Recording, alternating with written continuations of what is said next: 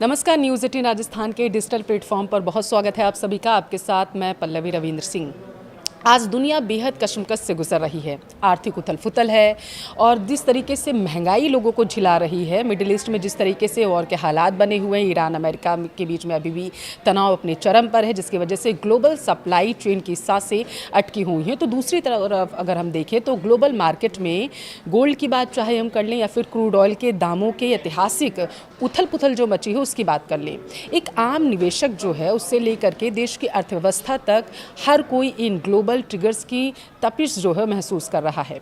और इन तमाम सवालों में अगर आप भी उलझे हुए हैं तो इसका सटीक जवाब देने के लिए आज हमारे साथ इस पॉडकास्ट में मौजूद हैं जाने माने कमोडिटी एक्सपर्ट्स अनुज गुप्ता जी। अनुज जी, बहुत स्वागत है आप सभी का न्यूज़ 18 राजस्थान पर।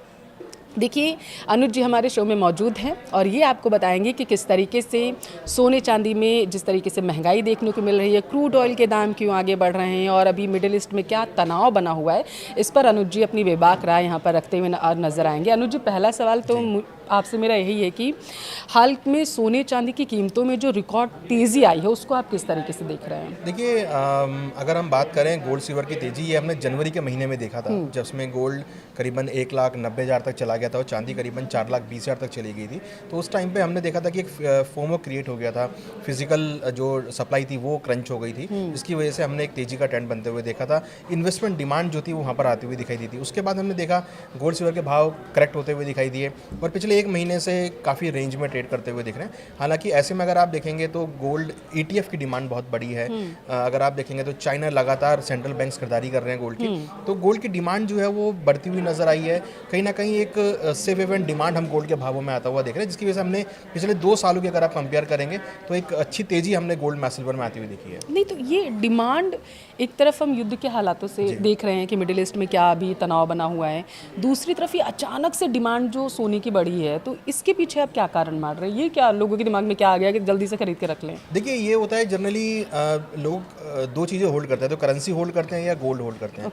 वॉर की वजह से करेंसी डेप्रिशिएट हुई है, तो लोगों को लगता है कि वॉर की वजह से करेंसी को आप ले जा नहीं सकते, करेंसी को आप होल्ड नहीं कर सकते, और क्योंकि करेंसी डेप्रिशिएट हो रही है, तो ऐसे में लोग जो हैं जनरली सेफ हेवन एसेट को होल्ड करते हैं। तो ऐसे में क्रूड जो गोल्ड है वो सबसे पहले आता है। हालांकि क्रूड भी सेफ हेवन एसेट होता है, बट उसको होल्ड करना मुश्किल होता है, तो इसलिए लोग गोल्ड को होल्ड करते हैं, जिससे कि उसको अगर वो कहीं पर भी शिफ्ट होते हैं तो उसको ईजिली यूज़ कर सकते हैं। तो as a investment, as a safe again uncertainty और एज अ इन्वेस्टमेंट के तौर पे लोग गोल्ड को बाय करते हैं। तो आप कहना चाहते हैं कि इस वक्त जो सोना है वो लोगों के लिए सेफ पॉइंट बना हुआ है, लोग सोच रहे हैं कि अभी इसको स्टॉक करके इसका रख लेते हैं ताकि आगे हमारे काम आएगा। बिल्कुल, देखिए, अगर कोई भी अनसर्टेनिटी होती है उसके बाद मान लीजिए अगर कोई शिफ्ट कर रहा है अपना एक कंट्री से दूसरी कंट्री में, तो उसको गोल्ड ले आना ईजी होता है, तो उसको वहाँ जाकर वो यूज़ कर सकता है। करेंसी उतनी जल्दी वो ले आ नहीं सकता, तो इसलिए गोल्ड लोग होल्ड करते हैं एक लंबी अवधि के पर्सपेक्टिव के लिए, कि वहाँ पर उनको इन्वेस्टमेंट भी मिलता है और अगर कोई अनसर्टेनिटी होती है तो उसका ही बेनिफिट मिलता है।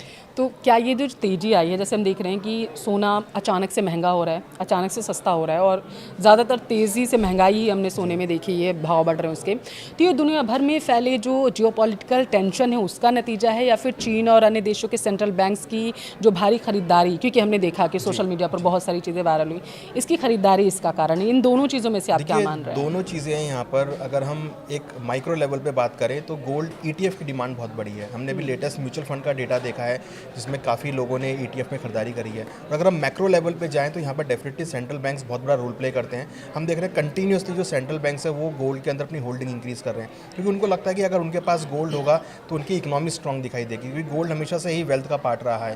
तो कहीं ना कहीं हम देख रहे हैं सेंट्रल बैंक्स यहाँ पर गोल्ड बाय कर रहे हैं, जिससे कि उनको आगे चलकर फ़ायदा होता हुआ दिखाई देगा। तो इसलिए सेंट्रल बैंक्स में यहाँ पे खरीदारी कर रहे हैं। तो एक नॉर्मल आदमी भी खरीदारी कर रहा है, एक निवेशक भी खरीदारी कर रहा है और सेंट्रल बैंक्स भी खरीदारी कर रहे हैं। तो तीनों का ही जो मेल जोल है वो गोल्ड के भावों को सपोर्ट कर रहा है। और ये जो अभी बीच में कुछ खबरें आई कि सोना कहीं सस्ता हुआ और उसके बाद कहीं हमने देखा कि एक दिन महंगा हो रहा है, दूसरे दिन जाके सस्ता हो रहा है। आम जो इंसान है, क्योंकि वो भी खरीद रहा है, अब वो कन्फ्यूज़न में है कि वो खरीदे या बेचे। जब महंगा हो रहा है तो वो बेच दे या फिर सस्ता हो रहा है तो वो खरीद के रख ले।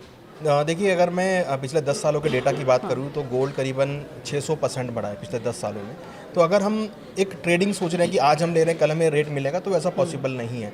अगर आप एक लंबी अवधि के लिए लेके चल रहे हैं 4 से 5 साल या 10 साल के व्यू के लिए, तो आपको वहाँ पे बहुत अच्छे रिटर्न्स देखने को मिलेंगे। ऐसा हमारा मानना है कि लंबी अवधि में गोल्ड बहुत अच्छे रिटर्न देता है, क्योंकि हमने हिस्टोरिकली इसको देखा है। अगर आप 100 साल का भी डेटा देखेंगे तो वहाँ पर भी हमने एक अच्छी खासी रिटर्न आती हुई देखी है। तो अगर हमें गोल्ड के अंदर इन्वेस्टमेंट करना है तो हमको एक लंबी अवधि का व्यू बना के चलना चाहिए, ना कि छोटी अवधि का। छोटी अवधि में रिटर्न मिल जाए वो ठीक है, बट गोल्ड एक इन्वेस्टमेंट का प्रोडक्ट है, उसको ट्रेडिंग का प्रोडक्ट ना बनाएं। लोग ट्रेडिंग करते हैं, उसमें फिजिकल लेते हैं, बाय और सेल करते हैं, तो वो कर सकते हैं अगर आपको अच्छा प्रॉफिट मिल रहा है तो। बट इसको अगर आप एक लंबी अवधि का व्यू बना के चलेंगे तो डेफिनेटली उसमें अच्छे रिटर्न मिलेंगे। और हमने देखा है कि लंबी अवधि में गोल्ड में काफ़ी अच्छे रिटर्न्स मिलते हैं। जो छोटा निवेशक है और जो आम इंसान है वो क्या करे?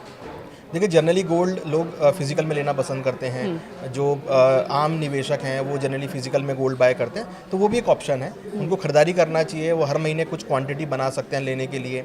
ऐसा है कि व्यू बना के चलें कि हर महीने कुछ कुछ क्वांटिटी आपको ऐड करनी है। नहीं तो गोल्ड ETF है वो ले सकते हैं। एक्सचेंज के थ्रू जाकर भी अपने डीमैट अकाउंट में गोल्ड ले सकते हैं। तो सारे ऑप्शन अवेलेबल हैं बेस्ड ऑन कि आपके पास किस तरीके का आपको रिक्वायरमेंट है। अगर आपको फिजिकल की रिक्वायरमेंट नहीं है तो आप डीमैट में भी ले रख सकते हैं, आप ETF भी ले सकते हैं।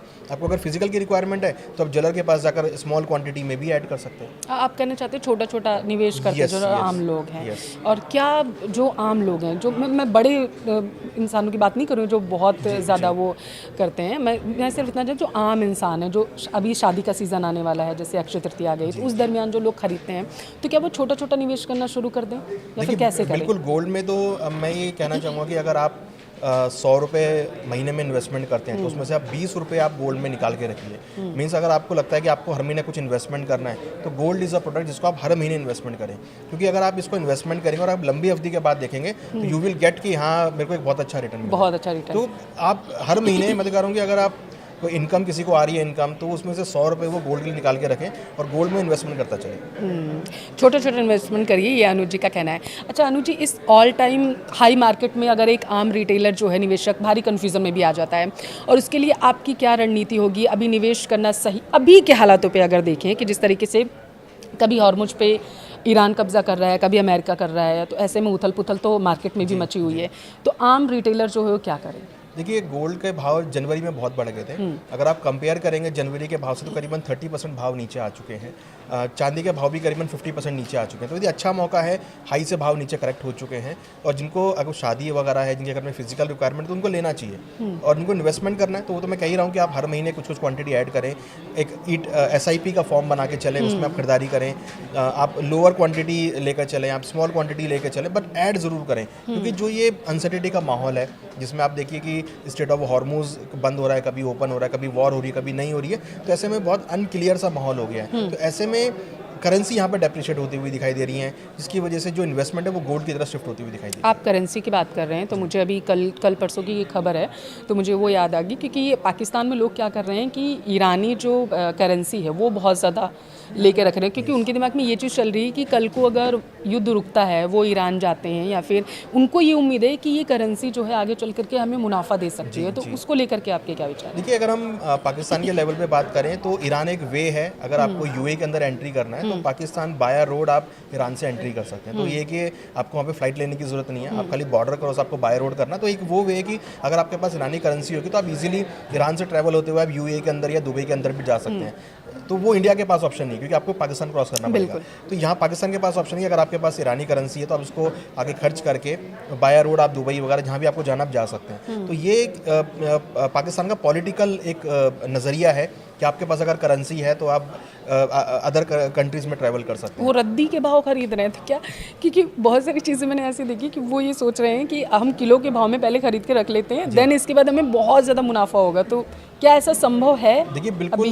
देखिए, उनका एक व्यू है, उनका व्यू मुझे लगता है कि शायद इस वजह से है कि उनको लग रहा है कि अगर ये वॉर रुकेगी तो ईरान एक नई पावर आके निकलेगा, या ईरान के अंदर बहुत अच्छी ग्रोथ देखने को मिलेगी, या अगर अमेरिका ईरान के ऊपर आता है तो अमेरिका वहाँ पर कुछ डेवलपमेंट्स करेगा। तो उनका ये नज़रिया है कि अगर ईरान जो US है वो अगर ईरान को कब्जा में ले लेता है तो US वहाँ पर बहुत अच्छे डेवलपमेंट करेगा, जिससे कि ईरान की वैल्यू बढ़ेगी, ईरान की करेंसी इंक्रीज़ होगी, तो वो भी काफ़ी सस्ते दामों में मिल रही है, इसलिए वो वहाँ पर इन्वेस्टमेंट कर। तो क्या इस बात की भी संभावनाएं हैं कि जैसे आप बोल रहे हैं युद्ध जब रुकेगा और चीज़ें आगे बढ़ेंगी और अमेरिका वहाँ पे इन्वेस्टमेंट करता है, बहुत सारी चीज़ें होंगी, तो क्या ये भी तो संभावना हो सकती है ना कि संभवतः ईरान अपनी करेंसी ही चेंज कर दे?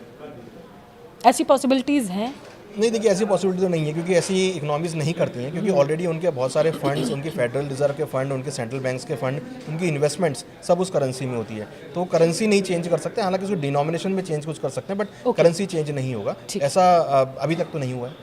ठीक है, तो ये समझ की बात होगी, क्योंकि बहुत सारी चीज़ें सोशल मीडिया पर वायरल हो रही थी। मुझे लग रहा है अब क्लियर जो है लोगों को मैसेज मिल चुका होगा। अनुज जी, अमेरिकी फेडरल रिजर्व की अगर हम बात करें, ब्याज दरों में कटौती को लेकर के बात करें, जो अनिश्चितता बनी हुई है, और सोने की कीमतों की दिशा आखिर इस तरीके से अगर देखें तो कैसे तय होती है कि आज महंगा होगा, कल सस्ता हो जाएगा? ये कोई क्या फिक्स होता है क्या कहीं से? फिक्स कुछ नहीं, देखिए डिमांड सप्लाई के ऊपर एक ये डिपेंड होता है, प्लस यूएस के डेटा के ऊपर बहुत डिपेंड होता है ये, प्लस लोगों का अपना नज़रिया है, तेजी मंदी जो करते हैं, जो ज्वेलर्स होते हैं, on basis of physical demand. अभी हमने अक्षय तृतीया देखा, आया था पीछे तो यार लोगों ने वहाँ पे जम के खरीदारी करी, तो वहाँ पे गोल्ड के भाव तेज हो गए। तो और आगे फिर हम देखेंगे, आगे फेस्टिवल सीजन स्टार्ट होगा, तो शादियों का सीज़न का डिमांड है, वो सब चीज़ें यहाँ पे डिपेंड होती हैं। जहाँ तक फेडरल रिजर्व की बात है, इंटरेस्ट रेट पे बहुत कुछ डिपेंड होता है। जैसे हम देख रहे हैं कि क्रूड के भाव बहुत बढ़ गए हैं, क्रूड के भाव बढ़ने की वजह से इन्फ्लेशन इंक्रीज होता है, और जनरली ऐसे में सेंट्रल बैंक्स इंटरेस्ट रेट कटौती नहीं करते हैं, वो इंटरेस्ट रेट का तो स्टेबल रखेंगे या फिर बढ़ा देंगे, क्योंकि उनको इन्फ्लेशन को मैनेज करना है। तो यहाँ हमने देखा कि अगर आप पिछले 2-3 महीनों में देखेंगे तो किसी भी सेंट्रल बैंक ने, इवन आरबीआई ने भी इंटरेस्ट रेट कट नहीं करे हैं, उन्होंने स्टेबल रखे हैं। वो अभी वॉच करना चाह रहे हैं कि भाई आगे इन्फ्लेशन कैसा रहता है। अगर क्रूड के भाव बढ़ेंगे, इन्फ्लेशन बढ़ेगा, तो वो शायद मॉनेटरी टाइटनिंग करेंगे, मीन्स इंटरेस्ट रेट में आगे वो बढ़ाते हुए नजर आएंगे। तो उसकी वजह से क्या होगा कि जो लोगों का पैसा है वो सारा बैंक्स में आना चालू हो जाएगा। तो ये एक जो कंसर्न है वो गोल्ड के प्राइसेस को डिपेंड करता है। अगर उन्होंने इंटरेस्ट रेट बढ़ा दिए तो लोग गोल्ड से पैसा निकाल के बैंक में डालना चालू करेंगे, तो ऐसे में फिर गोल्ड के भाव नीचे आ सकते हैं। अगर उन्होंने इंटरेस्ट रेट कट किए तो लोग बैंक से पैसा निकाल कर गोल्ड में पैसा डालना चालू करेंगे। तो ये एक इनडायरेक्टली आप बोलें, एक जो प्रपोर्शनेट है वो बहुत डिफरेंट है। ओके, फिजिकल गोल्ड की बात करें, डिजिटल गोल्ड की बात करें, सॉवरेन गोल्ड बॉन्ड की आज बात करें, तो इन सब चीज़ों में आपको कितना अंतर नज़र आता है? देखिए कोई अंतर नहीं है, सबके प्राइस फिजिकल गोल्ड के अकॉर्डिंग चलते हैं। अगर आपने गोल्ड ETF लिया है तो वो भी फिजिकल बैक्ड है। आपने अगर सोवरेन गोल्ड बॉन्ड लिया है, हालांकि वो तो बंद हो चुका है, बट आपके पास अगर है तो उसका भाव भी फिजिकल गोल्ड के अकॉर्डिंग चलेगा। फिजिकल गोल्ड का भाव तो फिजिकल के गोल्ड के अकॉर्डिंग चलेगा। तो ये सब चीज़ें जो है totally backed by physical gold है। अगर आपने गोल्ड ETF लिया है तो वो भी बैक्ड बाई फिजिकल गोल्ड होगा। सोवरेन गोल्ड बॉन्ड है वो भी फिजिकल गोल्ड के बैक्ड है। तो इसलिए कोई फ़र्क नहीं है, खाली ये है कि प्रोडक्ट डिफरेंट है। वो प्रोडक्ट आपने ETF में ले लिया, फिर आपने डीमैट अकाउंट में रख लिया है, आपने म्यूचुअल फंड से लिया है, आपने सोवरेन गोल्ड बॉन्ड लिया वो आपने एक्सचेंज के थ्रू लिया है, आपने अगर गोल्ड फिजिकल लिया तो आपने ज्वेलर से लिया है। तीनों के भाव में कोई फर्क नहीं है, उनके भाव की उठापटक जो होगी वो बिल्कुल सिमिलर रहेगी। ओके, मतलब तीनों में से अगर किसी भी इन्वेस्ट करते हैं तो सेम ही रहेगा या फिर कुछ उथल पुथल हो सकती है? सुरक्षित कौन सा है? देखिए सुरक्षित तो तीनों ही है। अच्छा, सिर्फ ये है कि आपकी कैपेसिटी कितनी है। आपको फिजिकल रखना पसंद है, आप फिजिकल रख लीजिए। आपको लगता नहीं फिजिकल कैरी करना मेरे लिए नुकसानदेह हो सकता है, मैं कहीं ले आ नहीं सकता उसको, तो अपने डीमैट में, अपने वॉलेट में आप रख सकते हैं, डीमैट अकाउंट के अंदर। ओके, तो ये डिफरेंस होता है। ओके, ऐतिहासिक रूप से अगर हम देखें कि जब वैश्विक संकट अभी बना हुआ है और आगे भी जिस तरीके से आएगा, क्योंकि लोग इसे समझना चाहेंगे, तो सोने में जो निवेशक हैं वो सेफ हेवन सोना का बन जाता है, आपने हमें बताया। तो क्या आपको लगता है कि कमोडिटी सुपर साइकिल के एक नए और लंबे बुल की जो शुरुआत होगी वो देखने को हमें मिल सकती है आगे? देखिए वो शुरुआत तो ऑलरेडी हो चुकी है। हमने कोविड के टाइम से देखा था, बहुत बड़े डिप्स आए थे मार्केट में, फिर वहाँ से बहुत अच्छा रनअप देखने को मिला। अभी क्या है, एक कंसोलिडेशन फेज चल रहा है, क्योंकि ये वॉर की वजह से एक क्रूड के भाव बहुत बढ़ गए हैं। लोग अभी वॉच कर रहे हैं कि अभी बाइंग करें या ना करें, थोड़ा वेट करें, क्योंकि अनसर्टेनिटी का माहौल होता है। लोग ऐसे में निवेशक करने की बजाय सर्वाइव करना ज़्यादा पसंद करते हैं कि भाई अपना कैश बचा के रखिए, कभी रिक्वायरमेंट ना आ जाए। तो इसलिए अभी वो थोड़ा सा हम देख रहे हैं कि गोल्ड सिल्वर के भाव थोड़े स्टेबल हो गए हैं यहाँ पे। बट हाँ, अगर जो एक साइकिल की बात है वो ऑलरेडी चल रही है, और हमें लगता है कि 2030 तक अगर हम बात करें तो आपको बहुत अच्छे हायर लेवल भी आपको देखने को मिलेंगे। अभी निवेश करना मतलब सेफ है? ये बिल्कुल, ओके, क्योंकि प्राइस ऑलरेडी 30-40% करेक्ट हो चुके हैं अपने हाई लेवल से। भारतीय मार्केट की अगर हम बात करें, MCX की, और अंतर्राष्ट्रीय बाजार की हम बात करें, सोने के लिए टारगेट प्राइस आप आगामी दिनों के लिए भी क्या देख रहे हैं कि यहाँ तक जा सकता है प्राइस? देखिए अगर हम बात करें दिवाली 2026 तक, क्योंकि दिवाली मेन त्यौहार रहता है, तो मुझे लगता है कि गोल्ड के भाव को $5200 के आसपास, जो कि करीबन 1,60,000 1,65,000 तक जा सकते हैं।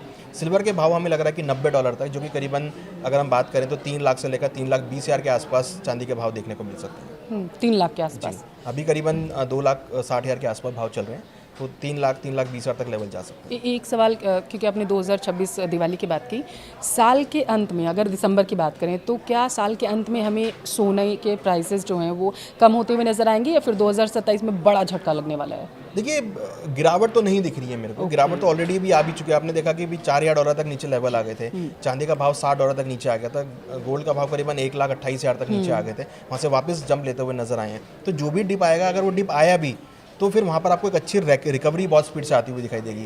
तो मुझे नहीं लगता कि कोई बड़ी गिरावट जो है आपको गोल्ड सिल्वर में देखने को मिलेगी। अगर आती भी है तो वो एक बाइंग अपॉर्चुनिटी होगी, जिसको हमको एक बाइंग अपॉर्चुनिटी के तरीके से देखना चाहिए। मतलब आप कहना चाहते हैं कि जो रिटेल हैं, निवेशक हैं, वो जो इंतज़ार कर रहे हैं कि सोने के दाम कम हो तब जाएंगे, उनको इंतज़ार क्या लंबा करना पड़ सकता है? देखिए इंतज़ार अगर आप कर रहे हैं तो हो सकता है कि फिर आप बाई नहीं कर पाएंगे, फिर आप एक फोमो वाली गाड़ी में चलेंगे कि मैं नहीं ले पाया, मैं नहीं पाया। तो इसलिए आई एम सेइंग कि आप एक महीने का टारगेट बना के चले कि मेरे को 10 रुपये इन्वेस्टमेंट करने हैं या 20 रुपये इन्वेस्टमेंट करने हैं, तो आप स्मॉल क्वांटिटी में लेके चलें। तो उसका बेनिफिट ये होगा कि मान लीजिए अगर बड़ी गिरावट आई भी तब भी आप उसमें बाय करेंगे।